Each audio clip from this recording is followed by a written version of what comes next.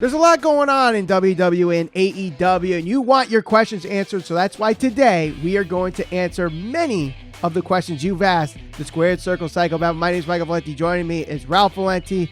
Ralph, I have about here, I think it's 8 questions from our fan base that have asked on the community page. They've asked on Twitter. We're going to try answering the best ones that we got, and if you want to ask them for future question and answer episodes, it's really easy. Just comment below. And if you want your question definitely answered, give us a super thanks. Just click that thanks icon, any dollar amount, and we'll get your question answered for the next Q&A episode next week on the Squared Circle Psychobabble. But let's start with Bammer Slammer Wrestling on Twitter. The 6th woman of the Elimination Chamber is going to be Bayley. You going with Bayley? I don't know. Yeah, I mean, who do we got in that match so far right now? So right now it's Liv Morgan, Rhea Ripley, Bianca Belair, Doudrop, and Nikki ASH. Oof. So I mean, and this individual is going to get a title shot, correct? Correct. Right now, I'm going to hope and guess that Bianca Belair is the one that's going to win that because we know that Ronda is going to be feuding with Charlotte. It looks like going into WrestleMania, unless something crazy happens and they decide to change things up. Maybe we could discuss that a little bit, but you know, I think Bianca Belair is probably the favorite. I know that based on timeline-wise, I think Bayley's close to coming back. Yeah, she's close. She'd be my pick if I had to take a wild guess there. Unless, you know, do they go with the forbidden door, so to speak, and say Mickie James as a surprise entrant? I don't see Mickie James going. I think it's going to be one of 3 people. I think it's going to be all ones that have been gone for a while, returning. I think it'll either be Bayley, as you mentioned. I think Asuka is another favorite, considering that she just brought up her stuff with the WWE 2K22 stuff and her rating. So people think, oh, this might be her, return finally. But also someone that has been at Saudi Arabia before is Lacey Evans. And she, like Becky Lynch and Ronda Rousey, just recently had a baby and kept herself in shape after the pregnancy was over. And I think, you know what? She might be that surprise. And they have some, story with Becky Lynch in the past, so they could bring her back to win the thing. But I'm with you on Bianca Belair as the favorite to win that one. But let's switch gears to AEW, because they have their little cage structure match that happens. I think it's once a year. I don't know if it's been confirmed that it's going to be a yearly thing, but we do have a question. And that question is from Ajith Kumar. And he says, with Jay White showing up in AEW, what is your prediction for Blood and Guts this year? Well, I think a lot of people are probably going to hope that we're going to get something with Jay White and Kenny Omega, depending on what direction they go. But we know that Kenny Omega is pretty beat up. He had a couple of surgeries and a couple of injuries that he was trying to heal up from. So I don't think that's really on the table as of right now. I mean, AEW does have quite a few factions. I guess we can see what happens with the whole dynamic with Jericho and that group if they decide to split, and maybe a couple of factions come out of that. I mean, you got Team Taz. I don't know off the top of my head. I'd imagine it's probably going... It could also involve Andrade, Matt Hardy, that whole dynamic. I don't see that. I see this being, at least right now, I think some form of the Bullet Club versus some form of the Elite. Now, the question is, are they going to do 4 or are they going to do 5? If they do 4, you think Jay White, maybe the Gorillas of Destiny show up. Yeah. And then someone else. I don't know who that 4th is going to be in the 5th, but you have Kenny, you have the Bucks. Where does Adam Cole lie into this? But then you also have 2 other people that are part of the Elite, or were part of the Elite, and also part of Bullet Club. And that's Hangman Page and Cody Rhodes. Can they get involved in this? And would they get involved in this? I think it would fit better with the storyline right now with Hangman Page if Adam Cole is going to be challenging for the title. If that connection between Kenny and Hangman and Kenny and Adam Cole gets told even more with Hangman Page involved in this match somehow. Yeah, and I don't even think you necessarily need Kenny to come back for that match to happen. I think if they were to go with, like, let's say there was, you had like Jay White, you had the Good Brothers involved somehow. Maybe you have the Gorillas of Destiny, and then you have on the other side, you have, Matt and Nick, the Young Bucks, and you have Adam Cole. Like you said, you can throw Cody Rhodes in there, even if you wanted to, Hangman Page. So yeah, that's definitely, I'd imagine that's probably the forefront runner for this. If they were to do some type of match involving this storyline, looks like it's going to be progressing in the next weeks or months. So we'll see. But yeah, that's the direction I think they go. All right, so let's keep it with the factions here. We did get a question from CW on our YouTube community page. What current faction would you like to be a member of? Oh boy. What the hell's the name of the Best Friends faction with Orange Cassidy? That would definitely be the faction that I'd fit in with. They're just called the Best Friends, but they're also part of Chaos now. Yeah, I mean, that's exactly where I could see myself fitting in. They'd be people that I definitely get along with. Orange Cassidy, always been a big fan of his. Danhausen coming in. Definitely the faction I'd side with. Let me ask you this, because I saw this on another channel ask this question. How many friends is too many best friends? When you start getting past two legitimate best friends, I start to question where your loyalty lies, I think. So having anything beyond two. So beyond two. So Chuck Taylor and Trent Beretta, after that, there's too many best friends. Yeah, I mean, at this point, should we assume that maybe the rest of Chaos are just acquaintances? Are they also a part of best friends? Are Chris Statlander, where does she fall in all of this? Perhaps she's just an acquaintance. I don't know. Well, she might be a friend with benefits. Who knows with her and Orange Cassidy? But no, I guess to answer the question directly, I'll answer this in the form of which factions do I enjoy the most. Certainly the Bloodline. That's in WWE. I think that's clearly way above and beyond the best faction. Outside of that, I guess the Elite.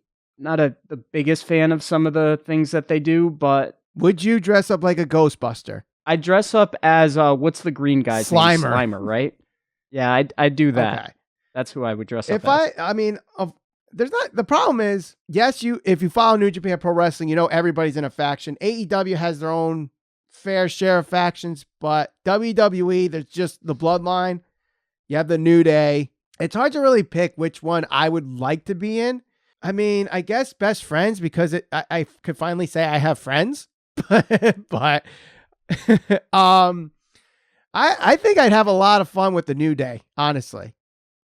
You know what? Let me retract my answer. I'm going to go with the House of Black. Okay.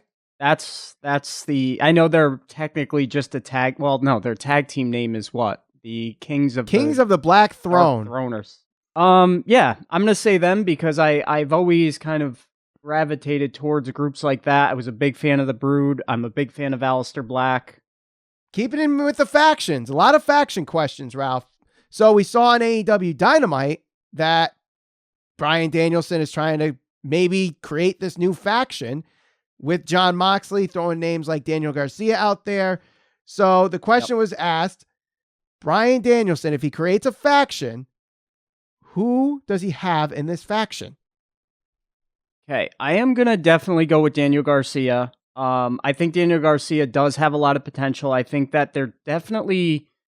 He's been on a ton of television over the course of the past 3 months, I would say. He's been all over Rampage. He's been all over Dynamite. He's had some high-profile matches. Now, he hasn't won a lot of those matches, and that's okay, because I don't think he's ever been ranked, and I don't think he's really won any notable matches to date. But he's very young, and everybody says he's got a lot of potential. So, that being said, to me, he's a no-brainer because, if you go back to like the stuff that Bryan Danielson was doing, the style that he was working back in Ring of Honor, pretty similar. Like the parallels as far as the technical ability, that's what I see within Daniel Garcia. So he sometimes, like with factions, you have the guy that's just got the potential, but they're not there yet, and that comes with tag teams and that comes with factions right now. We talked about this a long time ago, but Wardlow, we saw Wardlow as the guy coming out of the Pinnacle being maybe the guy that gets elevated. Right. Daniel Garcia, if he's aligned with Bryan Danielson for 6 months to a year, I could see him being that guy who goes from,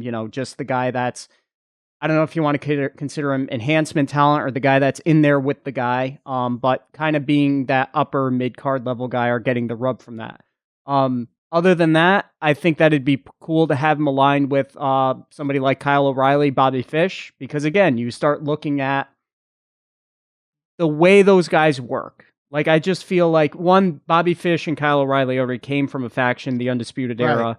So there's already that there. And I think they'd have a good transition into something like that with Bryan Danielson. So that would be my group there. All right. Well, I think Daniel Garcia is an obvious pick, with the parallels and everything. And I think a lot of people like to see the younger guys with more experience to give them kind of that rub and give them a little bit of a push. We see it with Darby and Sting. We see it with Lance Archer and Jake the Snake Roberts, even though Archer is a little bit more on the older side, but still. FTR with Tully Blanchard, stuff like that. Let's throw something out there. What if we see CM Punk in this faction?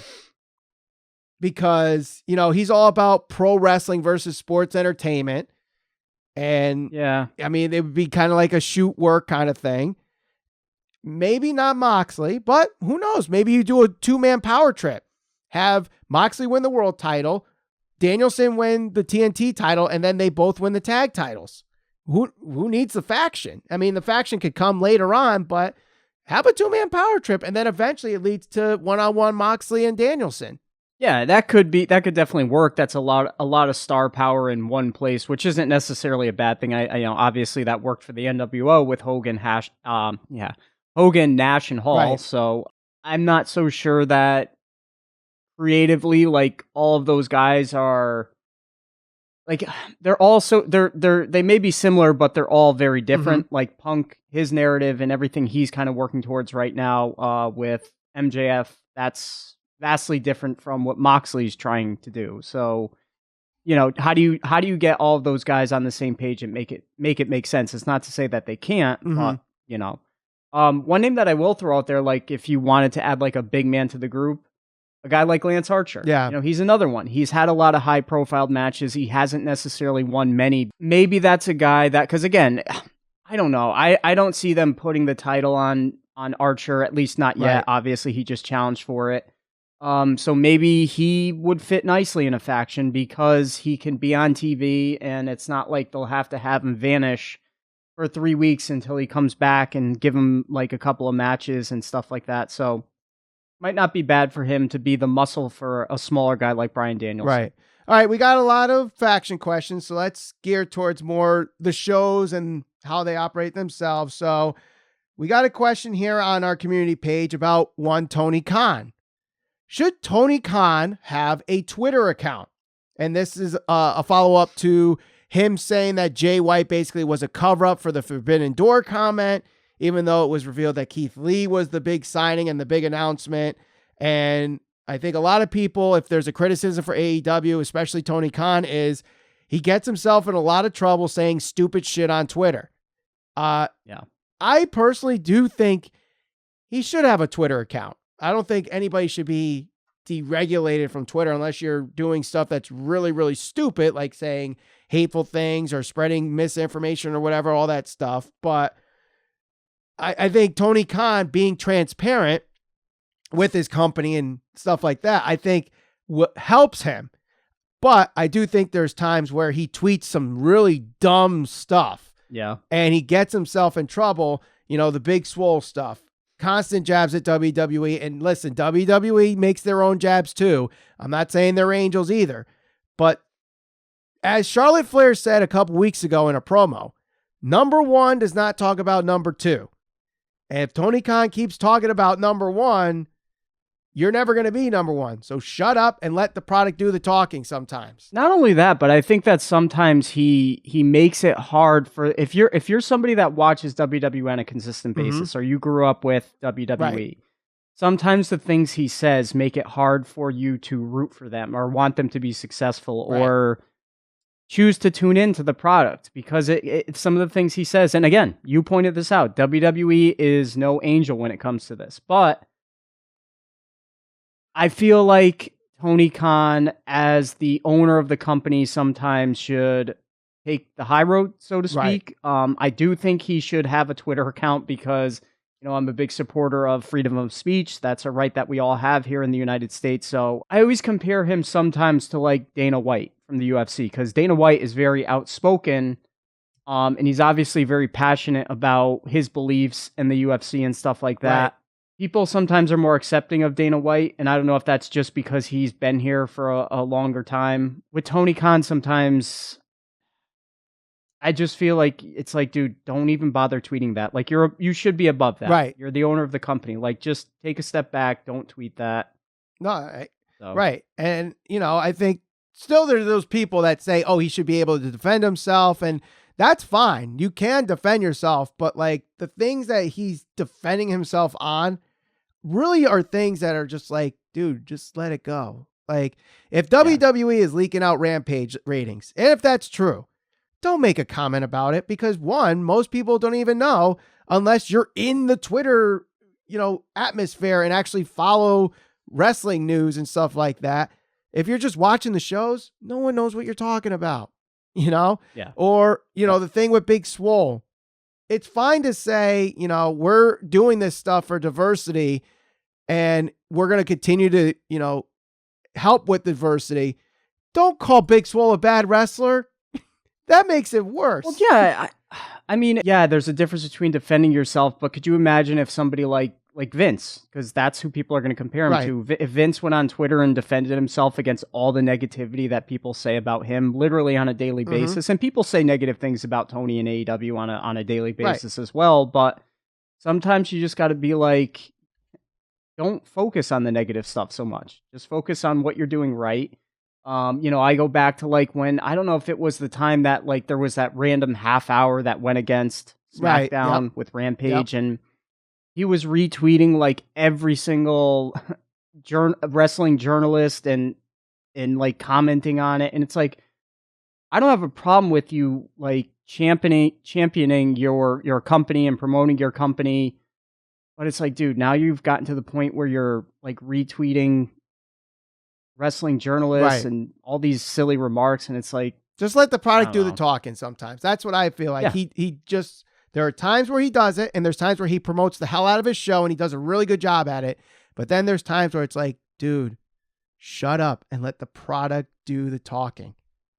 Not just that too, but we've also talked about this in the past where he tends to overhype debuts, moments. I remember when Pac was returning and he said that I think he said it was going to be something that was going to change the landscape of pro wrestling or the foundation of wrestling or something like that. And it's like, okay, it's like Pac's a great wrestler. Everybody loves him, but that's not changing anything.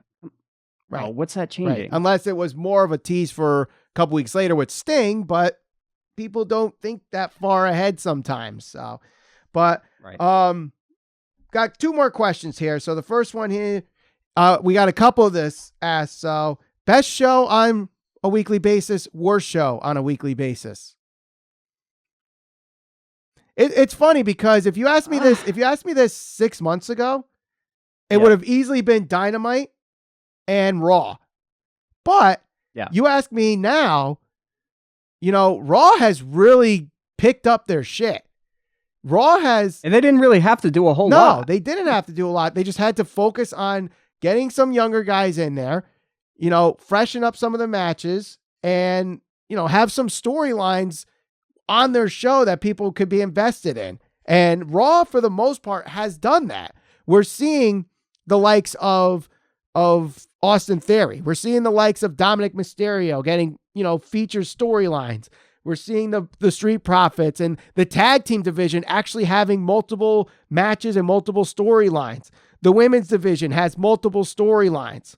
Are they the best? No. Some of them could be better, but at least there's much improvement. And I think the 3 hours aren't as bad as they have been in the past. I think SmackDown has taken a significant hit in their quality of product because we have seen, I tweeted this out, not this past Friday, but the Friday before, where literally I started watching at 8:45, stopped watching at 9:30, and it was nothing but recaps, packages, and rematches. And it's like, yeah, this is the show that got you a lot of money from Fox. You're on broadcast television. You get the highest viewership, and that's what you give people. It's hard to watch. This past Friday, you had a great match with Naomi and Charlotte, but even that was a rematch.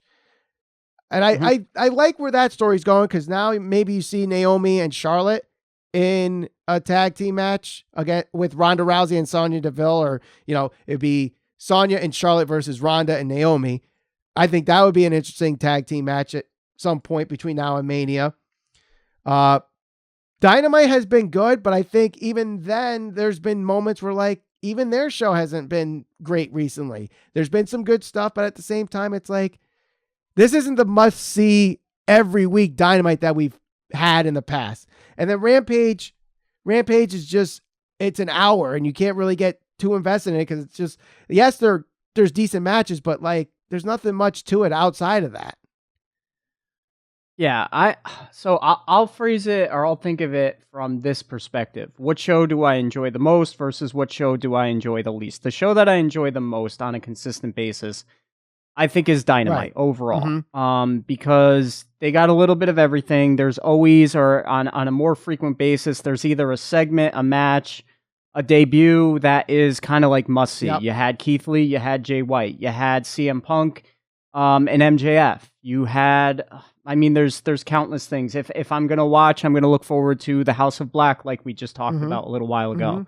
Mm-hmm. Bryan Danielson, Moxley return. Those types of things keep you invested in wanting to watch. Right. Now, I can find something to enjoy on most of these shows. Right now on Raw, I didn't enjoy Raw for months, but I tune in almost weekly now because I want to see RK Bro and I want to see Alpha Academy. Chad Gable is awesome. Yes.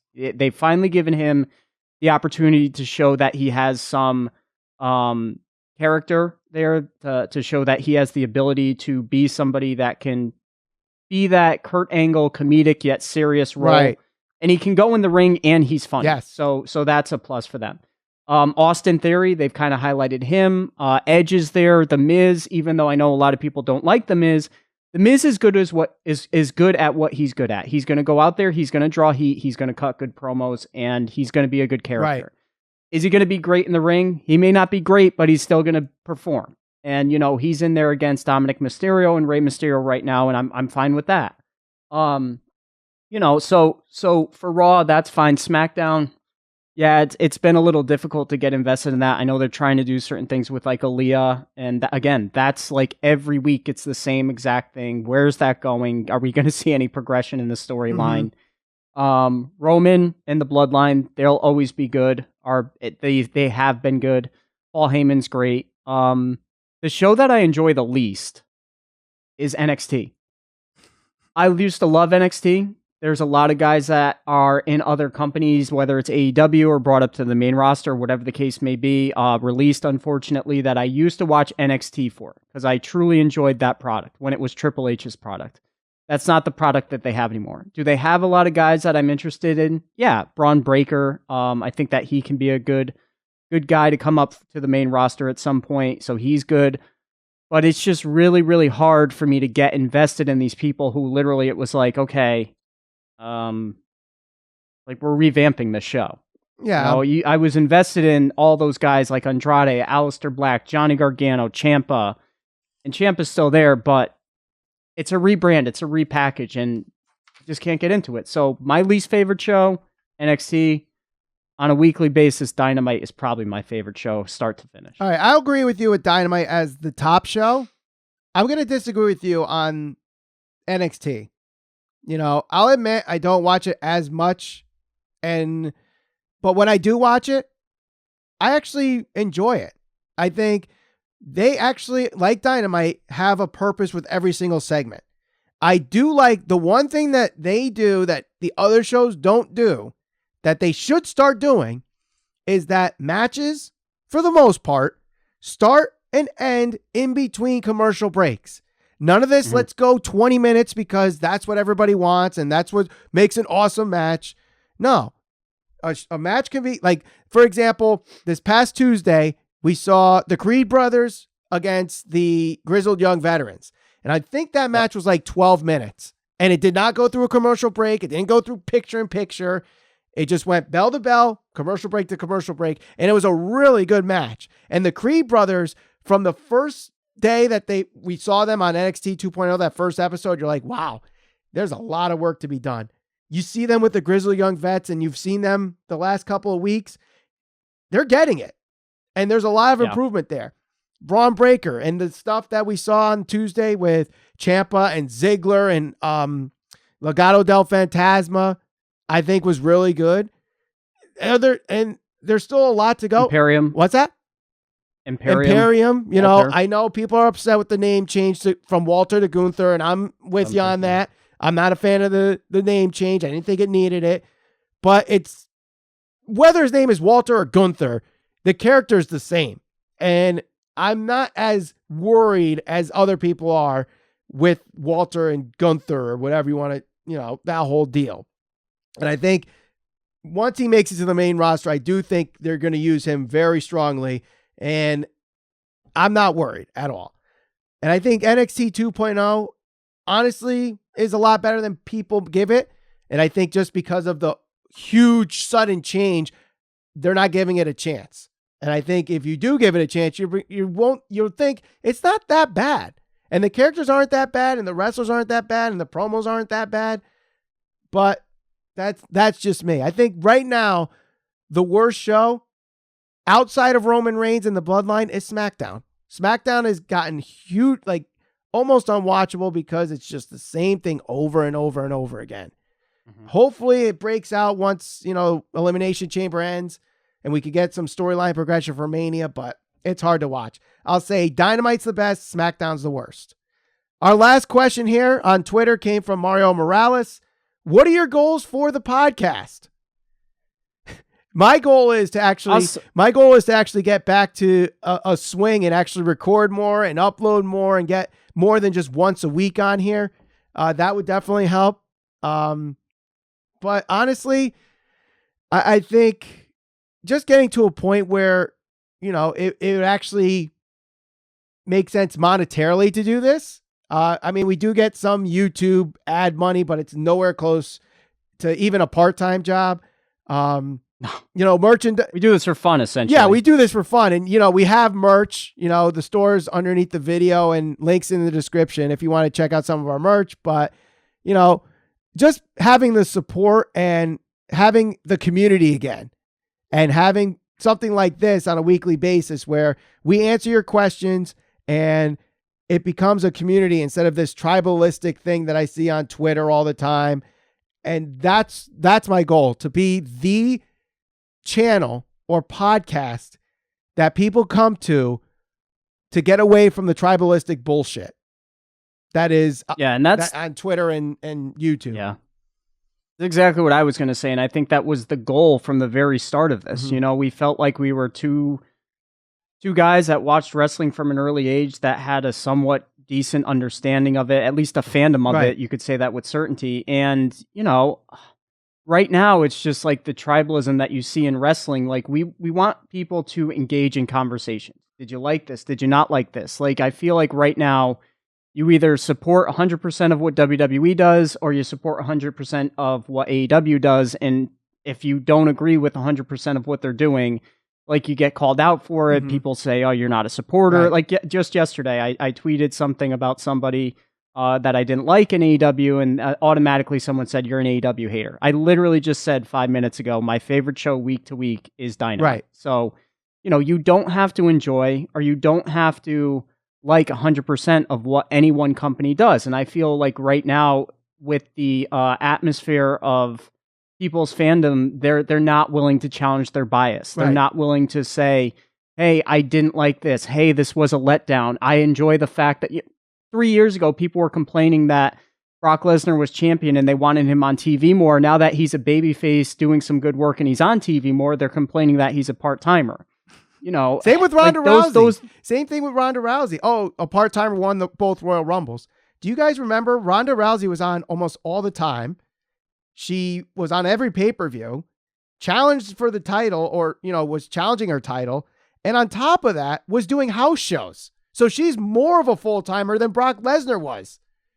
I mean, not only that, but I mean, you get people who, and again, this is kind of getting into the weeds of this, but I think these are the types of conversations that people need to recognize and understand, like, the perspective of things. Like, people complain about Edge winning the Royal Rumble. That was a big thing, and how he's a part-timer and all this stuff. And it's like, okay, but you're going to complain about that. But then when you look at, like, AEW by comparison, a lot of those guys don't work as frequently. That's okay. Like, I don't need to see these guys weekly working these crazy matches and these crazy schedules, especially if you're a guy like Edge who's got neck issues and he's older. Like, I don't need to see Sting wrestle every week. If Edge can go and he can legitimately wrestle, I have no problem with him challenging for a title, just like I don't have a problem with Punk wrestling. I don't know, what he wrestled, like 6 times since he's been there? It's been more. I think the MJF match was his 11th match since coming back. And it's obvious he can go in the ring. So if he were to make it to the point where he can challenge for a title, I'm cool with that too. I don't care about the age thing, but, like, these are the narratives that continue to get spun. And I just feel like right now, what our goal has always been, especially now, is to really encourage the conversation and to encourage people to challenge their own bias. Yep. Like, I get it. You want to be a supporter of AEW. You want to be a supporter of WWE. You can do that and you can enjoy everything while still calling out stuff that you don't like. Yes. I could watch a Giants game as a fan and they can win, but I'll still say I didn't like the fact that Daniel Jones threw 5 interceptions and the fact that their defense gave up 30 points. All that matters is at the end, I enjoyed the outcome and whatever else. It's okay to point out flaws. Yes. And I don't think people are willing to do that right now with the atmosphere of the fandom and pro wrestling, unfortunately. Right. And don't worry, we're actually going to have a couple future episodes, maybe this week, maybe next week, where we actually do criticize both WWE and AEW and, see the common criticisms for both and see if they're warranted or not and try to fix them for Vince McMahon and Tony Khan. So definitely subscribe, hit that bell for notifications for that, to make sure you don't miss those episodes. But I want to make this Q&A episode thing a weekly thing. That's another goal of mine. So in order for that to happen, we need your questions. So comment your question that you want us to answer for next week. And of course, you got the super thanks. So if you got that supports the channel so that we could do this more, but also it answers your question automatically when we do that. So don't forget to share us all over social media. We're on Facebook, Instagram, and Twitter at SCPB Podcast. We'll see you on the next episode of the Squared Circle Psychobabble.